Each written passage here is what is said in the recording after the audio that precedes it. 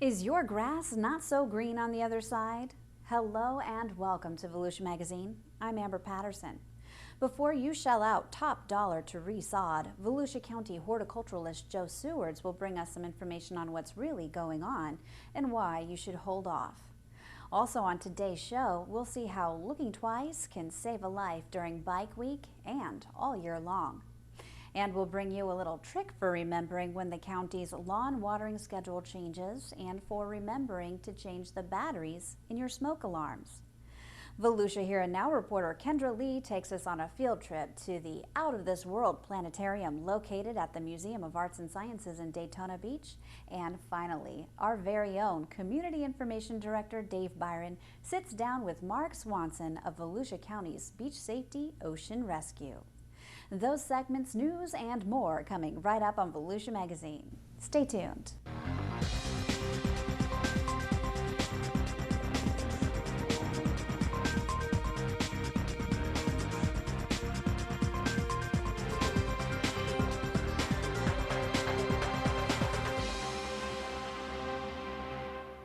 The roar of the race cars has left Volusia County, but another roar is rolling right in.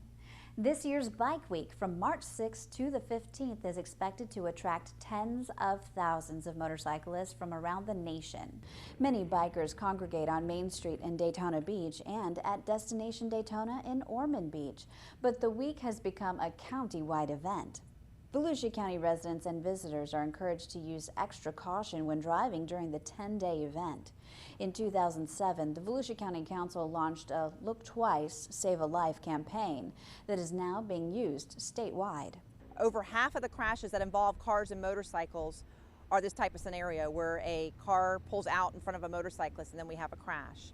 So drivers need to look twice, that way they can avoid a crash. Motorcyclists need to be very aware. The types of crashes that we see with motorcyclists usually are from them speeding or for them driving impaired or somebody that's just not been riding a motorcycle long enough. With all these things factored in together here at Bike Week, we want to make sure we have a safe Bike Week. We've seen fatalities reduce over the last couple years and we want to continue that trend. According to national and local statistics, about half of all motorcycle fatalities are caused by motorists, most often when a motorist is turning left in front of a biker. Motorcycle accidents caused by bikers are usually related to impairment, speed, or inexperience. When you ride a motorcycle, you have to have extra skills to ride on two wheels. And if you have that one drink, it can fog and cloud your judgment. So we want those motorcyclists to remember to come over here and have a good time, but even one drink is too many to get on a motorcycle. Police will be out in force and there will be a zero tolerance for those people who do drink and ride. Sharing the roads with motorcyclists requires special attention. Motorists should double check traffic at intersections before pulling out, check their blind spots before changing lanes, and treat motorcyclists with the same respect they give to other motorists. Additional tips can also be found at flhsmv.gov. You know the old saying, spring forward, fall back. It reminds us to turn our clocks ahead in the spring and back in the fall. This year, daylight saving time resumes March 9th.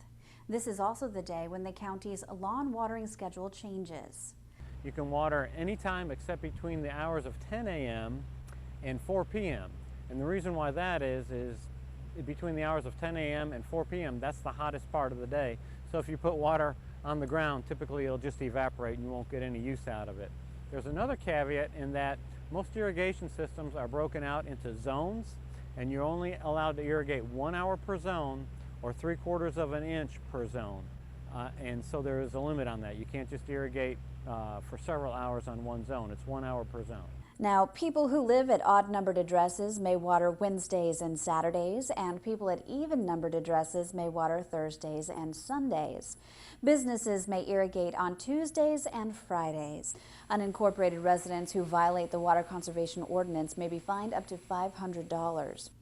The time change also is a reminder to change smoke detector batteries.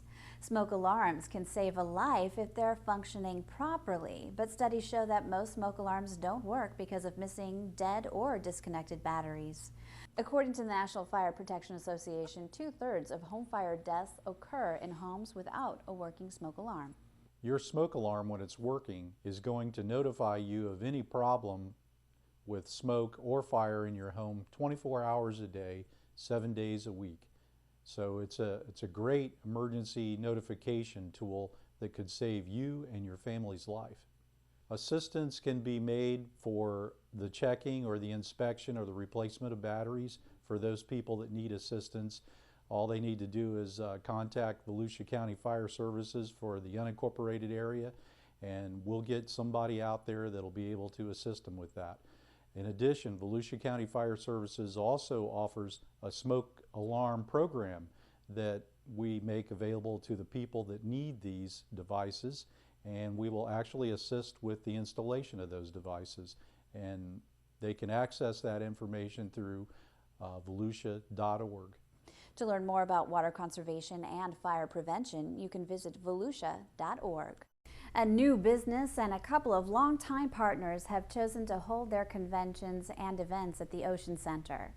The county-owned facility recently secured 3 significant pieces of business at the convention center in Daytona Beach: Badcock Home Furnishings, East Coast Cheer, and Fire Rescue East. Badcock Home Furnishings is bringing its annual meeting and awards dinner to the Ocean Center September 17th through 19th in 2018. The event is expected to bring 600 attendees with 1,376 room nights in Daytona Beach. The meeting includes a furniture show in the exhibit hall. Ocean Center officials say having a professional group such as Badcock helps showcase the area to similar business groups. It's definitely a family-friendly area. Obviously, we've got great Volusia County beaches. We got Ocean Walk Shops, which features many eateries, 10 movie theaters. We've got Daytona Water Park, which is adjacent to us. Lots of entertainment, lots of activity, all within walking distance, and obviously our great Atlantic Ocean. More than 8,000 delegates will return to the Ocean Center for the Fire Rescue East Convention and Trade Show January 21st through 23rd of 2016. The event, sponsored by the Florida Fire and Emergency Services Foundation and managed by the Florida Fire Chiefs Association, includes continuing education classes for professional and volunteer firefighters, a trade show, and competitions. Fire Rescue East is the largest event of its kind in the Southeast. The trade show is open to the public. Fire Rescue East has been coming to the Ocean Center since 2009. And thousands of cheerleaders, coaches, and spectators will cheer their way into the Ocean Center Sunday, October 24th for the East Coast Conference Pop Warner Cheer Competition. Cheerleaders range in age from 5 to 16. East Coast Pop Warner has been a client at the Ocean Center since 2009. For a complete list of upcoming events, you can visit oceancenter.com and click on the Events tab.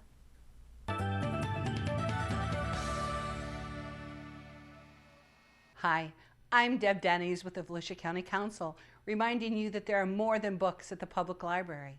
Volusia County's public libraries are branching out to keep pace with our patrons' changing needs. And while books are still the #1 draw, more and more patrons are using other services such as personal use computers, downloadable audiobooks, and free databases. Our libraries also offer a variety of educational classes.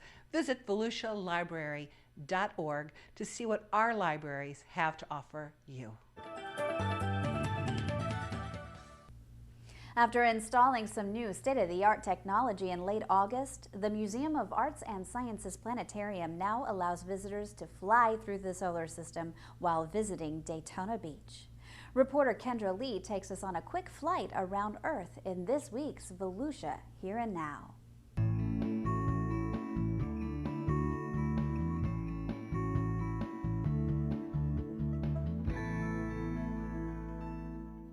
Have you ever wanted to fly into the universe and explore the stars, planets, moons, and beyond?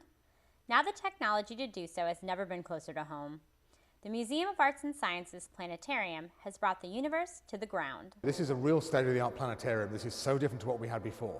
The old projector, we had this amazing optical star projector that gave great pinpoint accuracy of all the stars, but that was all it could do.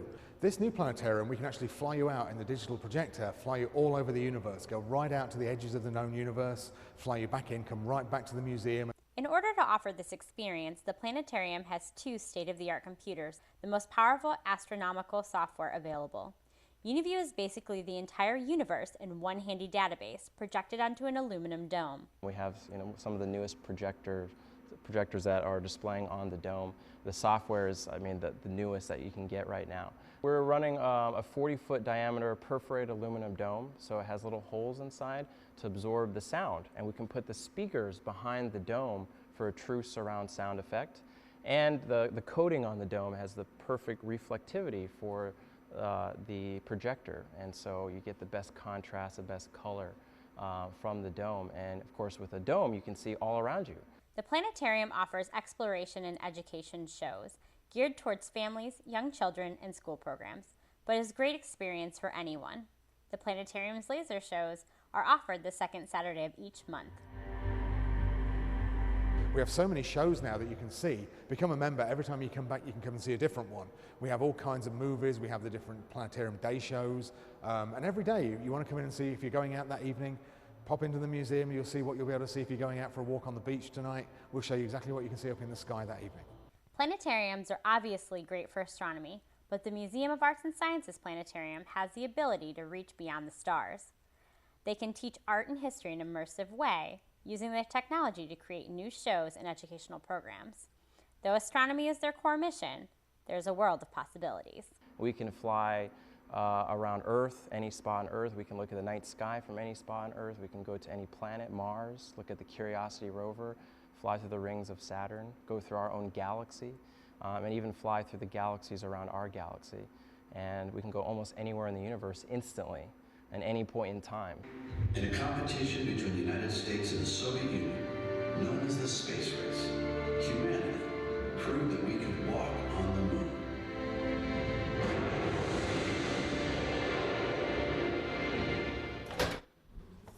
Wow, what a great show here at the Planetarium at the Museum of Arts and Sciences. Art, science, who knew all the things they had here? For Volusia Here and Now, I'm Kendra Lee. As spring approaches, you may be thinking about resodding your lawn, which turns brown over the winter. Joe Sewards, our horticultural specialist, says not so fast. In fact, you might want to wait a couple more weeks for it to come out of a dormancy stage before concluding that the grass has indeed died. And that can save you money.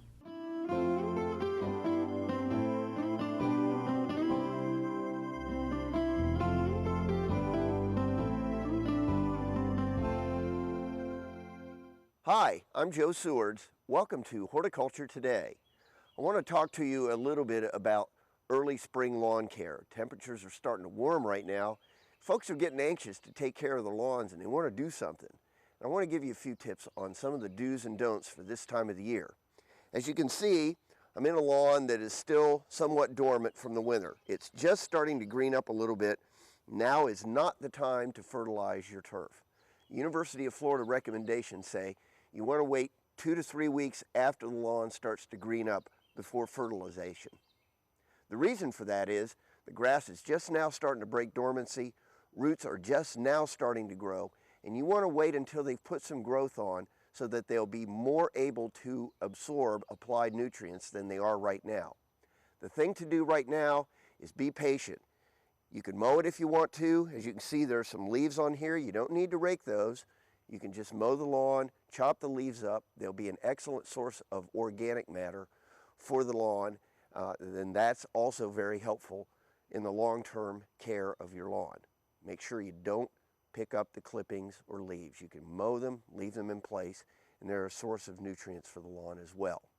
I'd also like to show you the difference in lawns. A lot of times this time of the year people will come in, they'll say, my lawn is still brown, my neighbor's yard is green, what's wrong with my yard? And as with this yard, there's absolutely nothing wrong. Here's an example of what I was talking about. The lawn I'm standing in right now is greener than the adjacent yard. That doesn't mean that there's anything wrong with that yard or that this person has done something to make his lawn green and not this one. It's just that there are two different types of St. Augustine grass, and different varieties of St. Augustine grass, different species of grass, react to winter weather differently. So when your neighbor's yard turns green faster than yours, that doesn't necessarily mean there's anything wrong. What you want to do to ensure the health of your lawn is simply go down and separate it and look for the green stolons.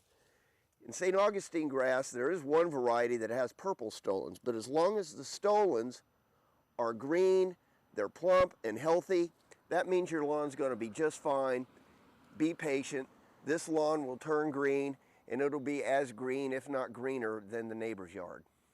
Now, before I was talking about St. Augustine grasses, this is an example of zoysia grass, which is an entirely different species, but it's important to understand how different grasses and grass species are affected by winter weather. We've had a very mild winter this year, so there hasn't been a lot of brown grass. As you can see, this zoysia grass has some brown spots, and it got affected by the frost, and that's okay. Again, if you separate the turf, look down at the roots and the stolons, or just give it a good tug, that'll tell you that this lawn is perfectly healthy. It's going to be just fine. Another thing that can affect the lawn during the winter is how much sun it gets. This portion of the zoysia grass was in full sun. We saw the zoysia grass lawn in full sun. It had some brown spots. It's going to be just fine. The lawn is perfectly healthy. But here's the same lawn, the other side of the driveway. This part of the lawn gets some shade from the houses on either side of it. So it was protected somewhat, and it didn't turn as brown as the part of the lawn that was in full sun. Again, that's perfectly normal. That is a normal reaction to frost and freezing temperatures. This lawn is perfectly healthy, and the same rules apply. Wait until 2 weeks after the grass starts to turn green before you fertilize. So the take-home message here is be patient. I know temperatures are getting warmer. You're anxious to do something, but by doing too much too early, you could do more harm than good to your turf. Next time, we'll talk about fertilization this time of the year as well.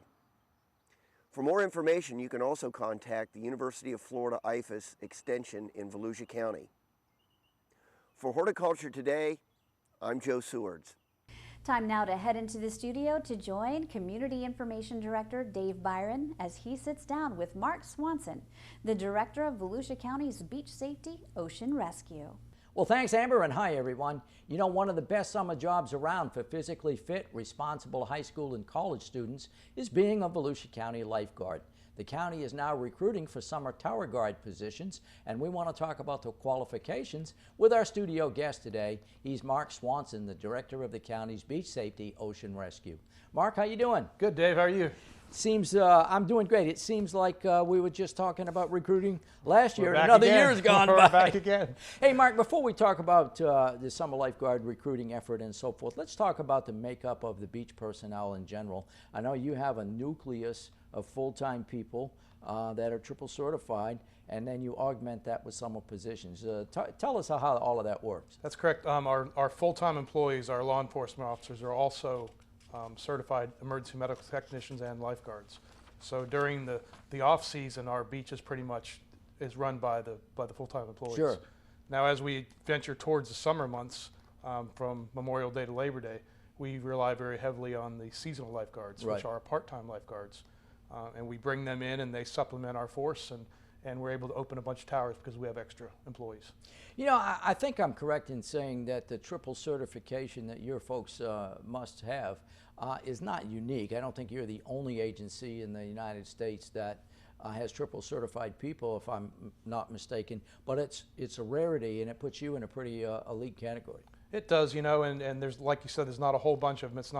We're not the only ones, but what it does is it provides the taxpayer the best bang for their dollar. Mm-hmm. So we have employees out there that can perform 3 duties, Right. which means you don't have to perform 3 separate employees to do those duties. Right. So it's all about keeping the beach safe, and it's all about those officers being able to utilize any one of their skills at any moment. Well, as you know, being on the beach every day, the beach in Volusia County is seasonal in the sense that obviously in the summer months you have a lot of people in the water and you need kind of a higher aquatic rescue presence, but in the wintertime when there aren't so many people in the beach, you don't need as many lifeguards, but you could always have a need for a medical response or sometimes a law enforcement response. Yes, it's entirely different, the off-season versus the busy season. Right. Obviously in the busy season where we got all the possible amount of seasonal lifeguards we can have supplementing with our full-time employees, but in the off-season we don't need all those lifeguards. Right. So let's talk about the summer lifeguards, which is what you're recruiting for now.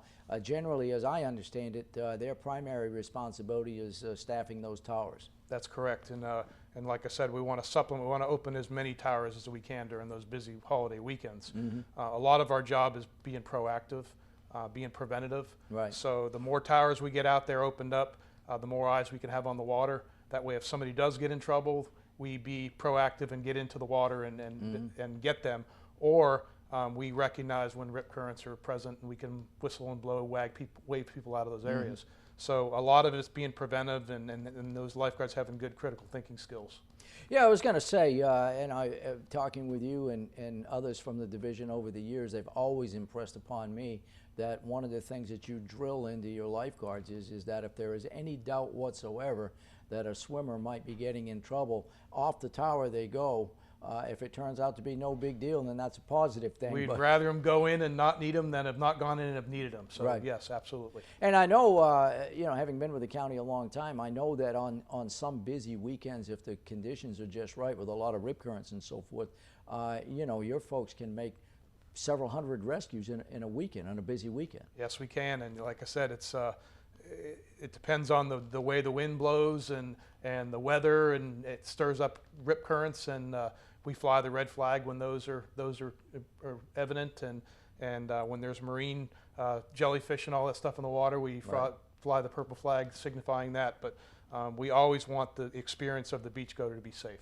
Yeah, and Mark, I guess if there's a single piece of advice that is most important for anyone going to the beach, it's that if they're going to be in the water, then they really need to be in the water in front of a staffed lifeguard tower. Can't get any better safety advice than that, I guess. That's correct. We want them to swim in front of a lifeguard. If they have any questions, our lifeguards are beach ambassadors, and on the back of their tower there's some information on rip currents. It identifies the name of the lifeguard, and we welcome people to go down there and ask questions. So how many positions are you trying to fill this year, Mark? We are looking to fill 150 positions. And recruiting is underway. Let's talk about the requirements. What do you have to do to meet the minimum qualifications? We have some pool dates set up, and if you go on volusiacounty.org, under beaches, it lists a flyer there that gives all the dates of the recruitment classes, where they need to go, where they need to swim, the requirements. But basically they have to go in a YMCA pool. They have to swim 500 meters in less than 10 minutes. Then as part of the recruitment class, they have to do 50 yards in less than 30 seconds. And then they have to do a half-a-mile run in less than 3 minutes and 15 seconds. So it's very extensive. It's an extensive process, and like I said before, we'll get quality lifeguards without dropping our standards. Yeah, and I was going to say, for those people that are watching this and they think, I might want to try to qualify to be a lifeguard, you better start swimming now, because better get ready. Yeah, because that swimming requirement is not easy to accomplish. To put that 500 meters in perspective, it's from side to side of a pool, of a YMCA pool, 11 times up and back. Wow! So that's quite an extensive swim, and you know, we have some people that don't successfully complete it, but they have the opportunity. Those 4 consecutive weekends, they can come out. If they don't get it the first time, they have the opportunity to come out and try again.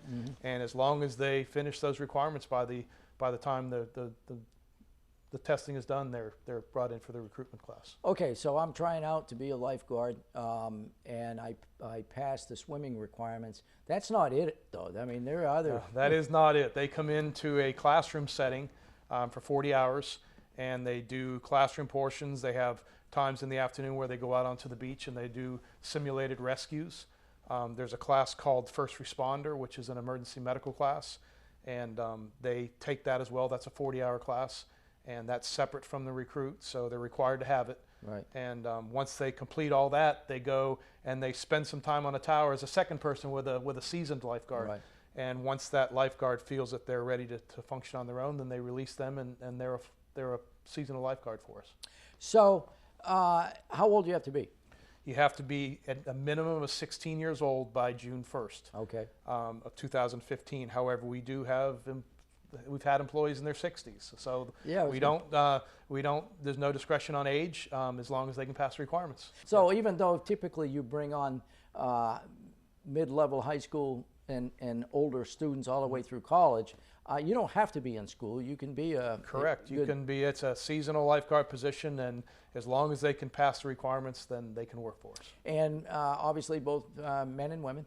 Men and women, yes. And you'd love to have as many minorities as you can to consider. Absolutely, and we go to all Volusia County schools annually, and we recruit. We go to some job fairs, and we're really trying to get the word out there. We're even considering down the road doing some type of community outreach to teach people how to swim. So, Mark, the pay's not so bad. I mean, it is a summer job, and people do it for money. It's $9.37 if you come in just as a lifeguard. If you have your emergency medical technician, you get $9.77. Okay. And one of the good things that can happen if you join the county as a seasonal lifeguard, a lot of folks, they really find that that's a very attractive career for them, and they end up going to work for the county as full-time employees. And many of your longtime employees today started as seasonal lifeguards. Yes, they do. And you know, we've had a lot of very successful individuals in the community that have been lifeguards at some point in their life. Right. So we have some physicians and some lawyers and some people out there that are very successful in their jobs now, and being a summer lifeguard was how they started. So that's exciting. So Mark, people are interested, how do they get more information? They go on volusiacounty.org under beaches on our website, and it has all the information they can possibly need. There's also some contact phone numbers on there. There's another website or another email address that they can send it to. I welcome people, if they have questions, feel free to call and download the flyer, and it gives all the information where the tryouts are, where the recruitment class is. The recruitment class, you have the option of doing one during the week, and there's also one that's 3 consecutive weekends. So we try to match it up with the spring breaks for the high schools so that they can participate in that and get that all done. Our guest today, Mark Swanson, Director of the county's Beach Safety Ocean Rescue. And with that, we'll go back to you, Amber. Thanks, Dave, and thank you for watching Volusia Magazine. If you have any questions about the show, you can feel free to give us a call at any of the numbers you see listed here, or you can log on to volusia.org and click on the News tab at the top of the screen to find us. Incidentally, you can find the County Council's meeting calendar there too. In fact, you can use volusia.org to find out about meeting dates, workshops, topics of interest, activities, and how you can become involved. And we hope you won't forget to listen to Volusia Today. That's Volusia County Government's weekly public radio broadcast. Volusia Today airs every Tuesday, Wednesday, and Sunday mornings on the local radio stations you see on your screen. For Volusia Magazine, I'm Amber Patterson. Have a wonderful evening.